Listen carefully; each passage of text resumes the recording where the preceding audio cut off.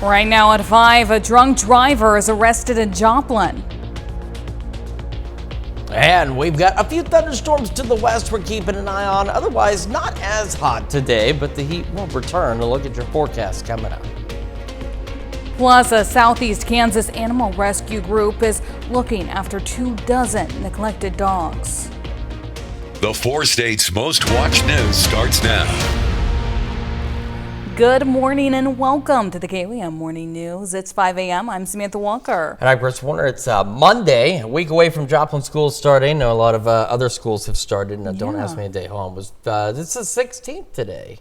It is the 17th. 17th. Here's the deal. I spent all day Saturday thinking that it was Sunday. Like, I was planning my work and like what kid was going to come with me again. And they're like, it's not tomorrow. That was why. You could have just had a really early bedtime. Well, we always, our shift, we always have a very early bedtime, but it was a whole day ahead through the weekend. So it was nice when Sunday actually showed. Yeah, it's like a bonus weekend. Yeah, it is. It almost is. It feels like a bonus weekend day. And I know the weekend was unbearably hot again, but at least... it's not going to be too bad today. If you haven't been out this morning, it's actually nice. It's pretty decent. It wasn't bad. Pretty decent. Let's start with the live look from outside. There's from 7th and Range Line in Joplin, the Westco camera there.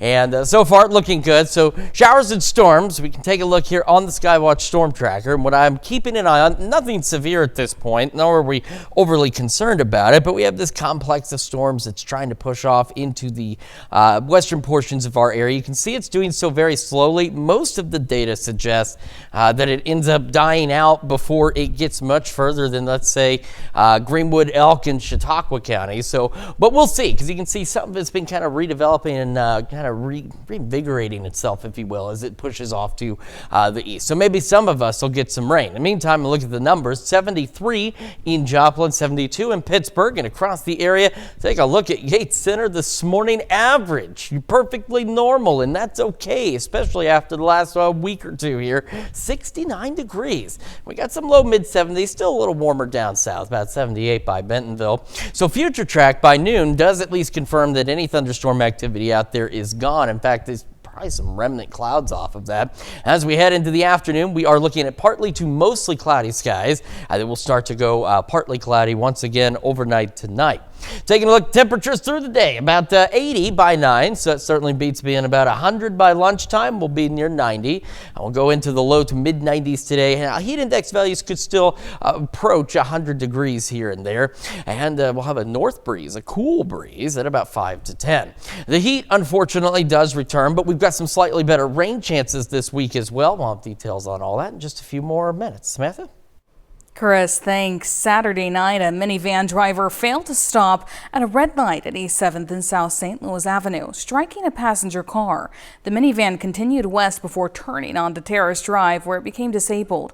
Joplin police arrested the driver, Saulo Machado, on charges including driving while intoxicated, failing to stop at a red light, driving without a license, and leaving the scene. One person in the passenger car was treated for non-life-threatening injuries. A rollover crash shut down a stretch of Old Highway 60 Saturday evening just after 5:30 p.m. A westbound vehicle came around a curve and swerved to avoid a slower car. The driver lost control and overturned. Missouri State Highway Patrol investigating the crash said this driver was uninjured. Doug's Towing cleared the wreckage and the roadway reopened within an hour. To be the first to see breaking news, weather, and sports, download the KWM News app. It's available free of charge in the Apple App Store and the Google Play Store. Just search for the KWM News app. KCU Joplin welcomed the 2030 class of dental students with this year's White Coat Ceremony. The ceremony marked the official beginning of dental school for new students as they received their first white coat, which symbolized entry into the dental profession. Students participated in community service and shadowed current healthcare professionals before being accepted into the program. The white coat itself is very special because it means that we have a big responsibility, that we have to have the integrity, be honest, and be hardworking for the community around us. This incoming class will participate in labs and other hands-on learning opportunities as they train to become the next generation of dentists. Well, as flock surveillance use in Joplin continues, the group Deflock Joplin hosted a crash course guide at the Joplin Public Library for anyone to attend.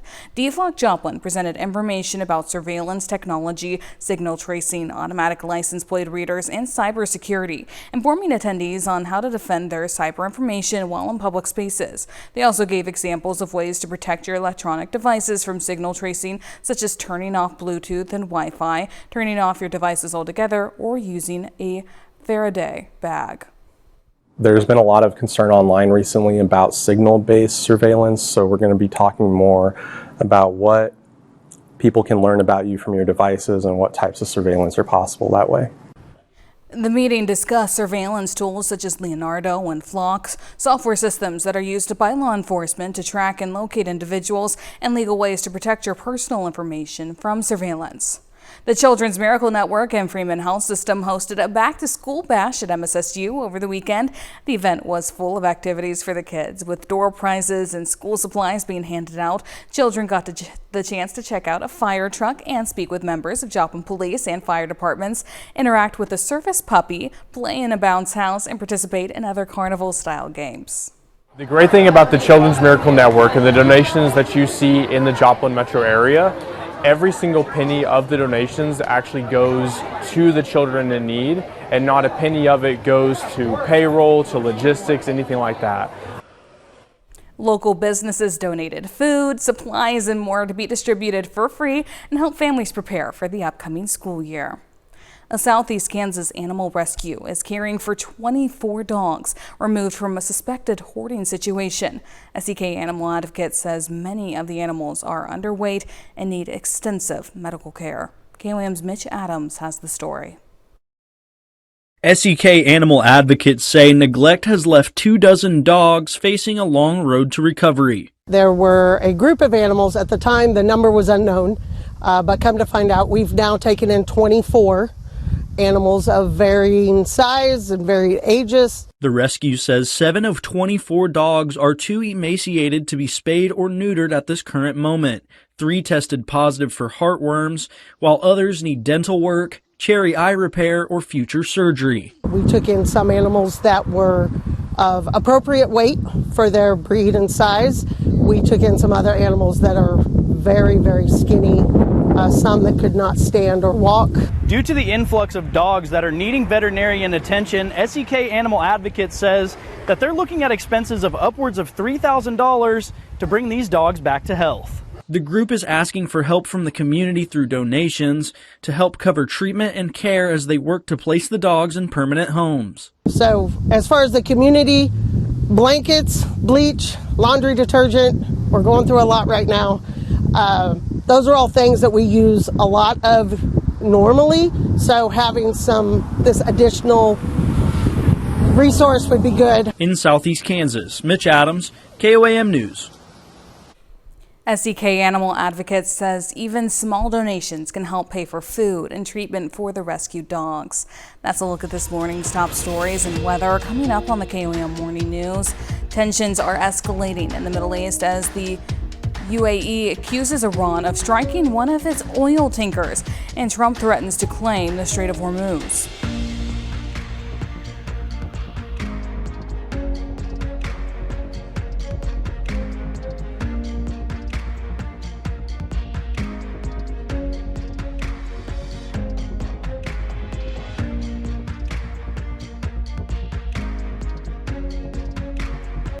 Topping World Watch, turning overseas, where Iran is still insisting it's the rightful owner and ruler of the Strait of Hormuz. This comes amid new strikes in the strait and ongoing concerns about the USS Lincoln's long deployment in the region. CBS News' Aaron Navarro has the latest.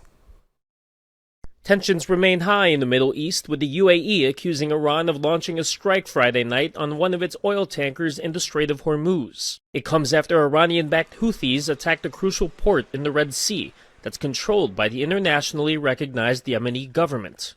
Analysts say the attack reflects how Iran is turning up the pressure on U.S. allies in the Middle East. All of this comes as President Trump insists the war with Iran is going well. And after we finish defeating Iran, which is being very badly defeated, Pretty soon I'll be declaring the Hormuz Strait a territory of the United States. Iran fired back on that threat, vowing the strait will remain Iranian. On Friday, President Trump downplayed reports of plummeting morale aboard the USS Abraham Lincoln during its lengthy deployment in the Middle East. When a reporter asked if the deployment had gone on too long, No, not nearly long enough. but family members of sailors on board say conditions have grown so bad some crew members are trying to jump overboard.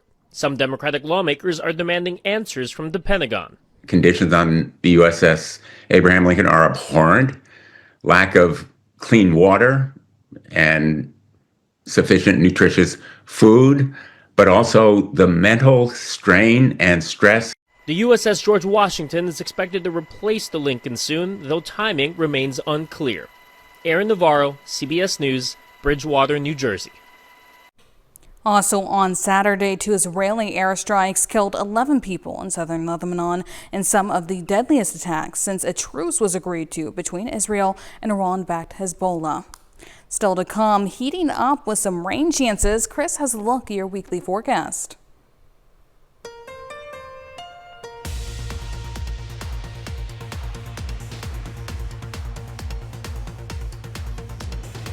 Move over Spider-Man. Some feline fun is taking over theaters across the country with this year's Cat Video Fest. Plus, a new auction is about to kick off online, giving rap fans a chance to wear a piece of music history. Gwen Baumgarten has your Eye on Entertainment report.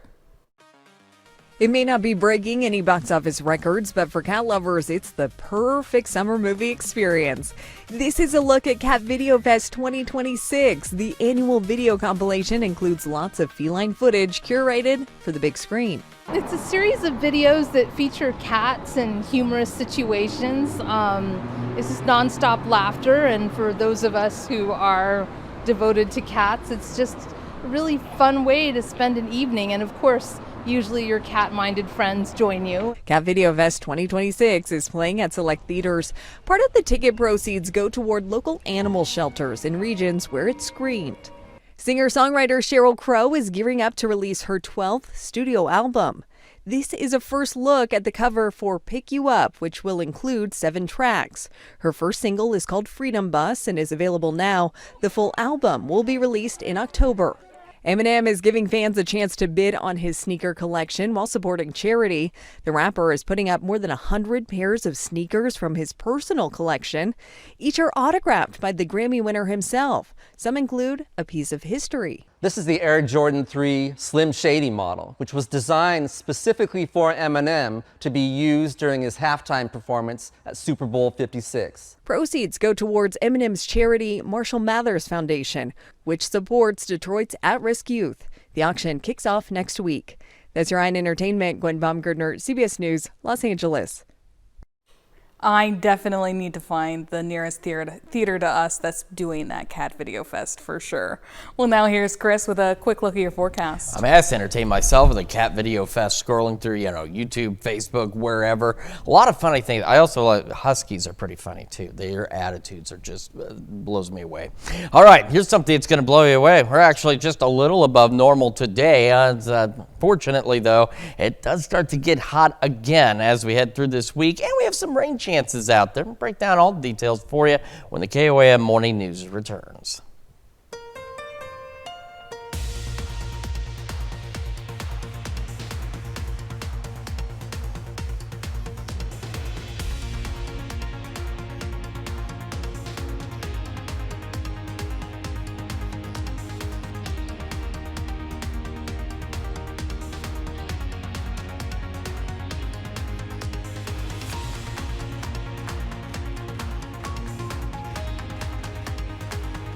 Your Skywatch weather forecast from the trusted Roper Kia Weather Center.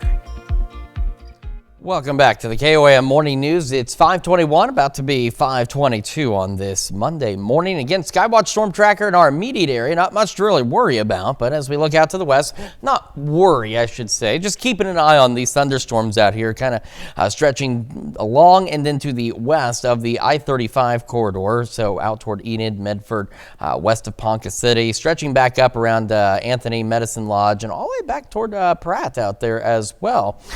So we have these storms. Again, not worried about them, not expecting them to, intensify or anything like that. Again, in all honesty, and I was just running the latest data, the expectation is that they still die out. They maybe make it as far in as maybe Greenwood, Elk, and Chautauqua counties, but other than that, they just begin to die out. But, like I said, too, if you watch the loop, you see the new development kind of pick up ahead of this, and it's not weakening. So we'll keep an eye. Like I said, not necessarily worry about severe weather, just we'll see what these storms do, how far to the east they manage to make it. All right, future feels like temperatures. They are a bit better today. In fact, in many cases, we're looking at heat index values that only be a couple of degrees above your actual high. Down south, though, it could be a little hotter. Unfortunately, I told you earlier that the heat is going to return. I do think, and it's nice to be able to say this, that it's going a bit overboard right now, but we'll keep an eye on that. We're looking at maybe peaking heat index values tomorrow, maybe up to 105, and then we'll kind of see how Wednesday plays out, because you probably saw that increase and then that drop. And that is because we have shower and thunderstorm chances start working in. All right, as for the future track today, even this future track, I've been looking at 3 different ones, suggests that those storms out to the west do continue to die out. We'll have some partly to mostly cloudy skies, also picking up on a stray isolated shower, rumble of thunder overnight tonight. Not looking at much from that, and then we'll do some clearing so we start to heat up as we head into our Tuesday. And then as we head into Tuesday evening, we're still all right. Some days suggest, again, a couple of these little shower storms could make it into our northern counties late Tuesday into Wednesday. Not expecting much if they do. We'll keep an eye on that as well. By Wednesday, though, a few isolated showers, a few more clouds out there, and then you'll see we'll get this boundary going. Doesn't look impressive right now, but shower and thunderstorm activity gets going along this front as it continues to push down to the south from Wednesday night into Thursday. Our best chance of rain for quite some time. All right, mid-70s by 8 o'clock this morning, mid-80s by 11 a.m. Again, starting out with those partly cloudy skies, eventually becoming mostly cloudy. Again, some of that is also due in part to the expected decay of those storms off to our west. We'll go low mid-90s, but again, some folks could see heat index values up to 100, while the north breeze about 5 to 10. Calm winds tonight and a better drop in temperature. Still technically above normal, same with our highs, but a lot better than where we have been, back down into the low 70s. We'll go again near 100 tomorrow, Wednesday. So again, heat index values not tremendously hotter, but still there. We'll have those shower and thunderstorm chances carrying us from Wednesday into Thursday, and then staying hot as we head into the next work week. That's a check of your forecast. We're going to send it over to Samantha now with Health Watch. Thanks, Chris. The secret to a better snakebite treatment may be hiding in the snakes themselves. University of Maryland researchers studied proteins in western diamondback rattlesnake blood that help protect the reptiles from their own venom. In lab tests, certain combinations of proteins were found to have a potential to completely neutralize the lethal effects of rattlesnake venom. Researchers say the protein mix is about 10 times more potent than a commercial antivenom. They also worked against venom from several other viper species. Scientists say more research is needed, but the discovery could eventually lead to safer and more effective antivenoms.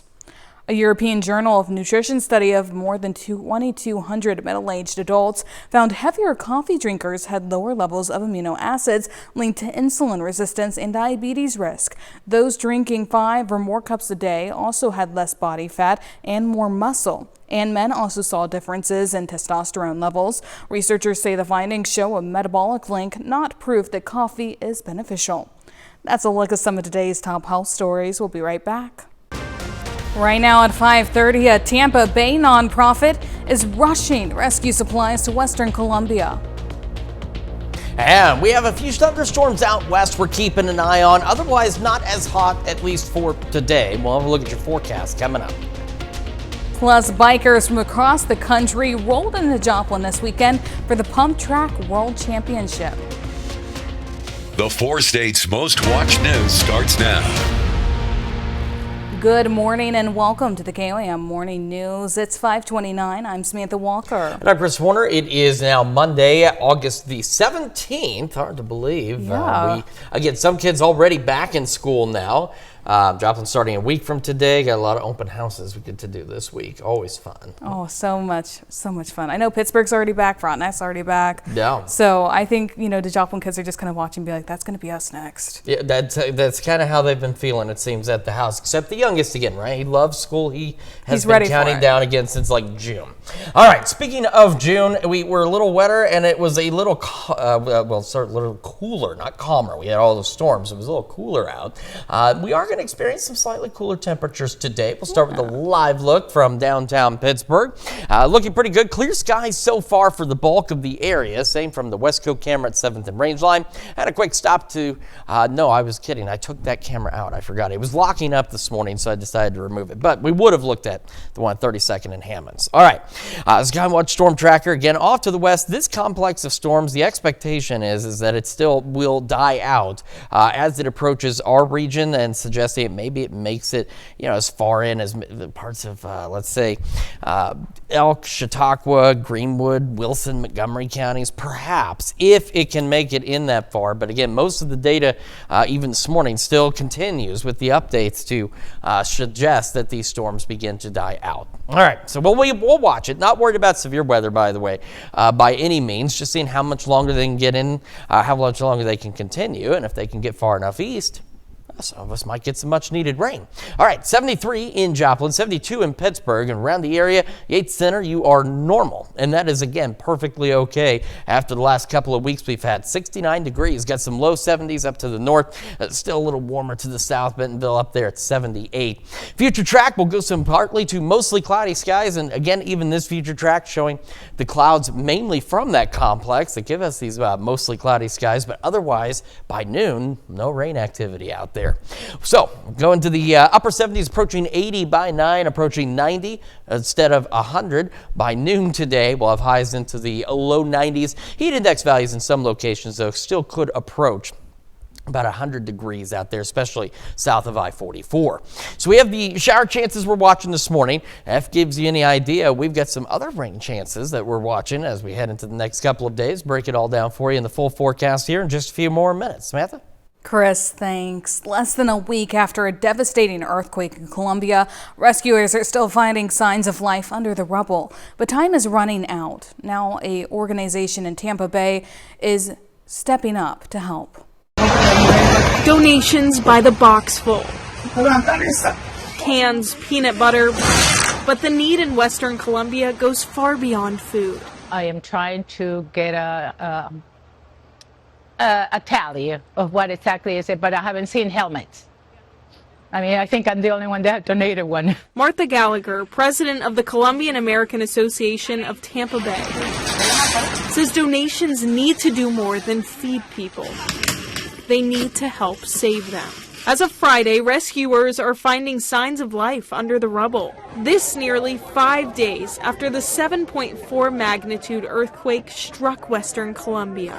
For you. While food is important, Gallagher says rescue supplies are the first priority. We are asking for things that they can use now. There's construction helmets. They don't have that. Gloves, batteries, flashlights, tents, blankets. She tells me they've already filled pods like this one, plus 2 trucks with more on the way, all since Tuesday. Yeah, I looked at the website. Okay, thank you very much. I appreciate it. Gallagher says as long as donations keep coming, they'll keep packing. And every box holds more than just supplies. It's hope and a message that they're not alone. As Colombia, we all unite. We all feel, can't even talk about it, but the pain that our people are going through, especially children, in the poverty regions where help haven't reached to them yet. So that's why we feel for them. The Midas Memorial Donation Drive visited multiple animal shelters in the four-state area, including the Carthage Humane Society, Faithful Friends in Neosho, and Miami's Animal Control Shelter to deliver donations of food and supplies to the increasingly overwhelmed shelters. Additionally, they created grief bags designed to help grieving community members who have recently lost a pet. Donating to all shelters is very, very important. Specifically Carthage, they rely on donations from the community to help them to survive. But if we can continue to do this as a community, we can help so many animals. The memorial drive was founded so that Paula Buck could process the grief of unexpectedly losing Midas, a rescued cat, last year, but decided to continue the efforts in 2026. Joplin is making his mark on the cycling world with nearly 90 riders landing at Momentum Park over the weekend for a shot at international glory. KOAM's Nelly Lopez gives us a closer look at what makes this competition unique and why it's drawing racers nationwide. Every day to be on a bike is a good day. And for bikers looking for a challenge, Joplin is helping them shift into high gear, hosting one of just 4 U.S. qualifiers for an international competition. Really excited to be one of 4 in America qualifiers for the VeloSolutions Pump Track World Championship. We are the 3rd one in America so far. There'll be one more later in September in North Carolina. From this event, the top 4 men and the top 4 women in the elite rounds will qualify for Beijing, and the winners will actually win a trip and a ticket to the World Championship to Beijing, China. The competition is already gaining momentum, with riders rolling in from across the country, making Joplin a destination for the sport. We are the largest qualifier in the U.S. We are almost to 90, which is larger than California's or Colorado's qualifiers, and we're still taking registrations, so I think we're going to have the record for largest USA qualifier. A way to keep putting Joplin on the map, and for an out-of-state racer, a way to get ideas for his own pump track series. I want to start a statewide pump track series. So I wanted to come here and see how they run their world race, and I could get some pointers on how to run a series. A pump track requires momentum, speed, and upper body strength. And with high temperatures, Joplin's pump track offers something that the other tracks don't. The 23 different cities were unique, that we're one of 2 that have lights. So the fact that we can run part of the event in the evening under lights is a unique challenge for the kids. But right now with the heat, it's going to be a good thing because it's going to be a little bit cooler in the evening. In Joplin, Missouri, Nelly Lopez, KOAM News. That's a look at our top news stories coming up this half hour on the KOAM Morning News. Most Americans say they're not confident they'll have enough money to retire on time, citing inflation. In Consumer Watch, a survey by the financial services organization Thriven has found 47% of American workers doubt they'll ever completely stop working. That's because they're concerned about inflation, not having enough savings, artificial intelligence, shortfalls in Social Security, and the repercussions of conflicts in the Middle East. 36% expect to continue earning income during retirement. However, only 58% of those surveyed think they will actually have enough money to retire on schedule. Hampton Grocers has recalled its lactation granola because it may be contaminated with salmonella. The granola was distributed nationwide online through various retailers, including Amazon, between October 2025 and August 12th of this year. It is packaged in a pink 8-ounce pouch and has an expiration date of either October 21st of this year or February 13th, 2027. No illnesses have been reported. Consumers should throw the product away and contact the place of purchase for a full refund. That's it for Consumer Watch, and now here's Chris with a quick look at your forecast. Yeah, and again, no alert day for us, at least for the time being. It is a little cooler out there. It's still hot, but not as hot, all right. Dangerous heat, though, unfortunately does look to make a return this week, and we have some shower and thunderstorm chances. We'll break it all down for you and have your Ag Day Minute right after this.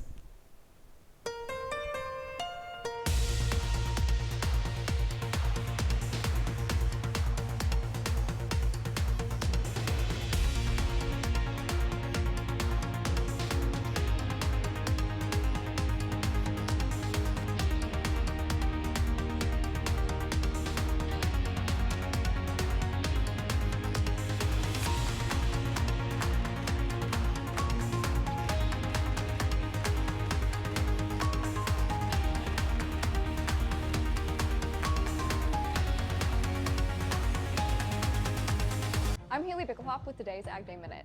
Tyson is restructuring its beef business. It's closing 2 plants and it's selling a third.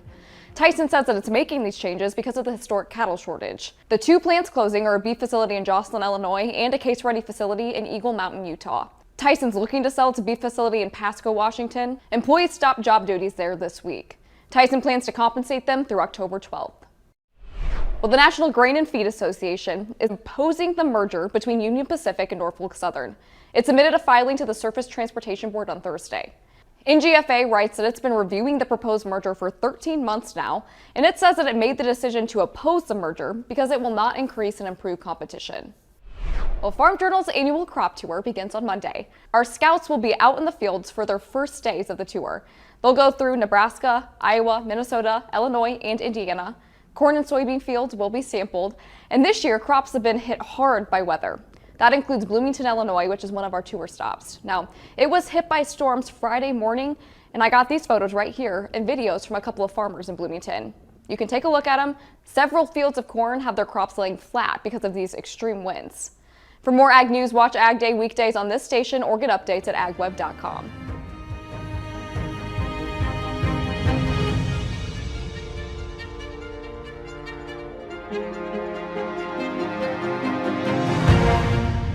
Here's your Skywatch weather forecast from the trusted Roper Kia Weather Center.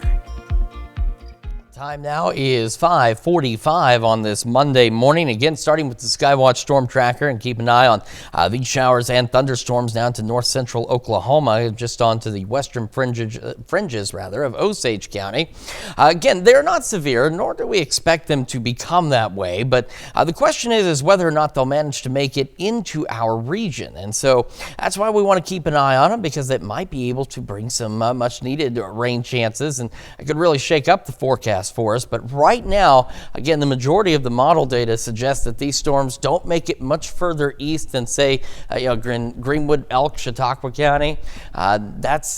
That's maybe as far east as they make it, but they are still continuing to hold their own. So we'll just continue to monitor those through the morning. Our future feels likes are actually going to be pretty close to our air temperature, maybe a degree or two above. So not too bad out there, again, especially compared to the past. Oh my gosh, what would it be? We had last week, the week prior. It's just been incredibly hot.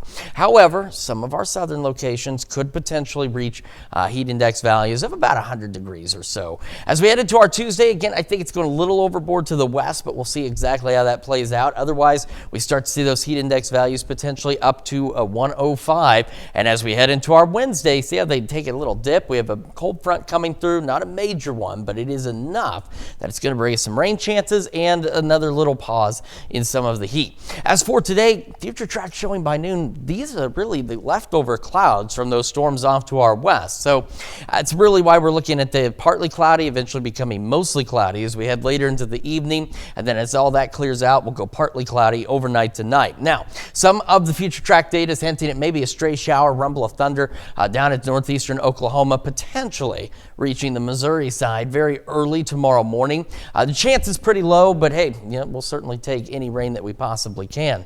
As we go into our Tuesday, we start going mostly clear through most of the day, which means that's why we get to heat up again. We see those highs climbing a bit, and then we end up seeing the heat index values begin to climb as well as our highs start to climb out there. Now, as we go into Tuesday evening, a stray shower or storm possibly into our far northern counties, but we're looking at slightly better chances with this boundary coming through as we head through Wednesday. Now, ahead of it, a few isolated showers here or there are a possibility, but otherwise we start to see better thunderstorm development late evening on Wednesday into early Thursday morning. So by 11, doesn't look like a lot. And as we head into early Thursday, get a few more of those showers and storms.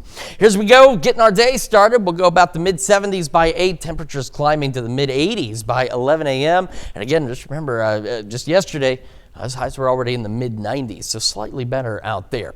We got another look at your forecast here in just a moment, but we're going to send it over to Ben McLeish now with an update on local sports.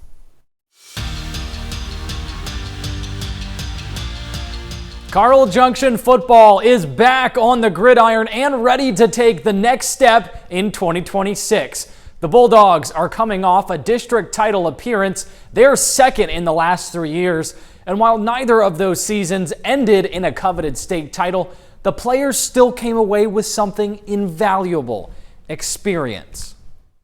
When you're a young player trying to make your mark, or you're a veteran trying to get better, you know, those extra weeks at the end of the season make a difference, because you're still practicing fundamentals, you're still doing things, you know, you're still coaching the little things every single week, along with, you know, installing a game plan and doing different things like that. So we need to take the next step at some point, and you know, hopefully we can, you know, take this thing, you know, 1 week at a time and get all the way to the end. For 2026, the Bulldogs think their experience can translate to success on the field. Seniors Aiden Lundeen and Sam Coates say they've learned what it takes to play their best football in the playoffs. And this year, they're hungry for a win in the district title game. I think we learned a lot how to win last year, and I think that'll carry over into like this year, and with us winning and being able to make it farther in the districts and all that. We know what it takes to win and go to district championship. We did our sophomore year, and we just know what it takes to be involved in it too. I just think it gives us an edge, because we're going to go into it again this year and just like have the expectation of what it takes in the district championship. The Bulldogs begin the season on the road, taking on the Stratford Indians on Friday, August 28th at 7 p.m. Well, Missouri Southern's fall sports teams are back on the field preparing for the upcoming season, and the women's soccer program is entering a new era with some fresh faces on the roster and a new leader on the sidelines. MSSU named Elliott Chatterton its 7th head women's soccer coach in December. Now, with the season opener just weeks away, Chatterton is focused on more than just on-field preparation. He's working to establish a strong culture and identity for the program. I think, you know, everyone wants a winning culture, but it's very easy to say that. So just setting everyday standards is what's important to us. So, you know, making sure we're showing up, making sure we're working hard, you know, when classes start, making sure we're going to class and succeeding in the classrooms, and ultimately just making sure we hold high standards with everything that we do.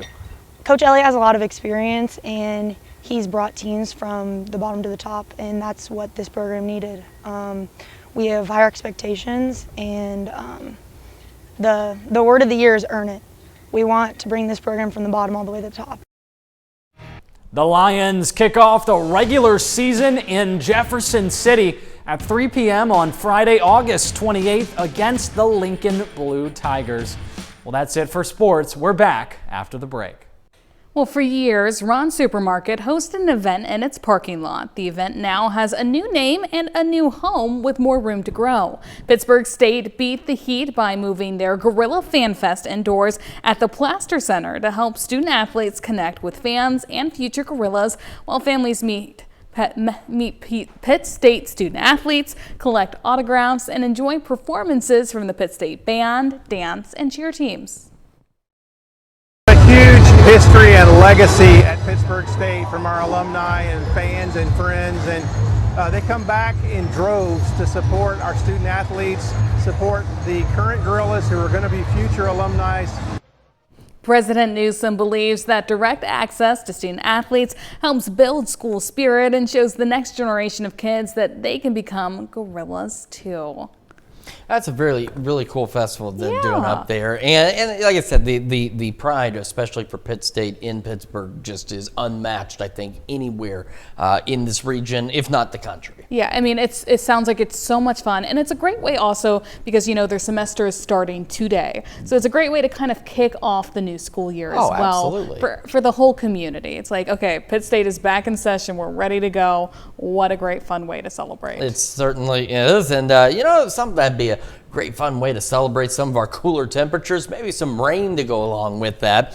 We do have these thunderstorms that we are keeping an eye on off to the south and west out here. They're now again on the western fringes of Osage County, pushing into Ponca City, riding the I-35 corridor there. We are not concerned about them becoming severe or intensifying, but what we're monitoring is whether or not they follow suit with the data this morning, which suggests again that they don't make it much further west than again maybe this point here, but but they're still continuing to hold their own. In fact, development ahead of this line earlier this morning is continuing to help it kind of grow upscale. So, like I said, not worried about severe weather, but what we are keeping an eye on is just to see if it can make it into our region, because we could certainly use that rain. And maybe not all that lightning, though. Let's take a look at the lightning counter. I didn't even look at that. 224 strikes out of that complex there. All right, so again, we have to deal with the heat out there. Today, we're still above normal, but we're a lot closer than where we certainly have been here lately. We'll go into the low to mid 90s out there. We're looking at mostly cloudy skies, primarily from those thunderstorm chances we were just talking about. We're back in the low 70s tonight, partly cloudy, and also today, north breeze at about 5 to 10, so it'll be a cool breeze.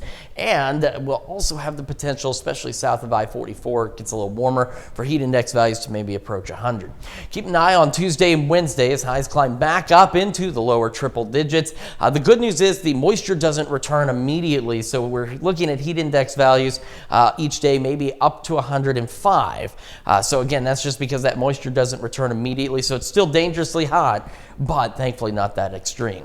All right, then Wednesday, mostly clear skies for a good portion of the day. We're hot, we're muggy, and then thunderstorm chances with a weak cold front that's going to come in.